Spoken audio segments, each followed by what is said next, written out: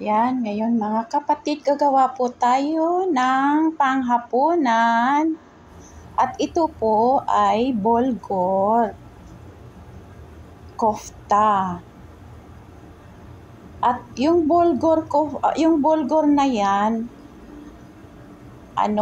ginaling ko po siya para po malambot siya pagkagawa niyan. Ayan.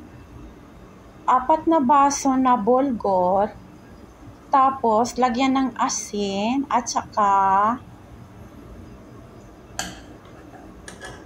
konting chili powder. Tapos ginaling ko siya. Tapos lagyan mo siya ng konting tubig, 2 baso na hot warm water. At ayan naman, kalahating kilo na ginaling na karne. Yan po.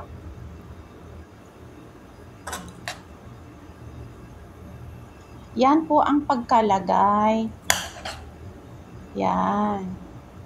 Dahan-dahan po yung pagkalagay para hindi po siya mabutas.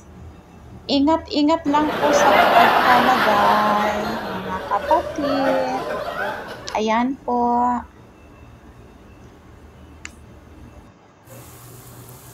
Tapos, pipritohin natin.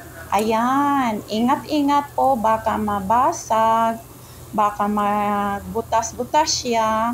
At sayang naman, hindi na po yan magandang pagkagawa. Diba? Ayan po. Saan ka pa? Kailangan po naman ay marunong po tayo magawa ng mga ganyan. Kasi iba naman yan na pagkain. Ayan po. Dahan-dahan lang pagkaprito at pagkalagay, baka hindi sa mabutas, mga kapatid. Ayan po ang pagkagawa.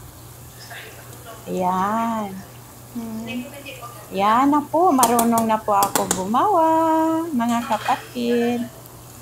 Kasi di ba pag marunong ka gumawa, excited ka, di ba? Tuloy-tuloy na po yung pagkagawa mo kasi marunong ka na. Pag first time lang na hindi ka talaga marunong, mabubutas yung mga ginagawa mo. Kailangan pagtiyagaan mo talaga na marunong ka. Diba, mga kapatid? Ayan. Yan na po yung hapunan namin. Subukan naman ninyo para marunong kayong magluto. Kahit yan lang po ang kakainin natin, okay na yan, diba? With salad. Yan, magandang pagkagawa. Kasi, pag alam ko, pag hindi ka talaga stress, yung magluluto ka, maganda talaga yung pagkagawa. Pag stress ka talaga na wala kang samot, talagang masisira yung niluluto mo. Diba? Nasubukan po ba ninyo yan? Ayan na po, naluluto na.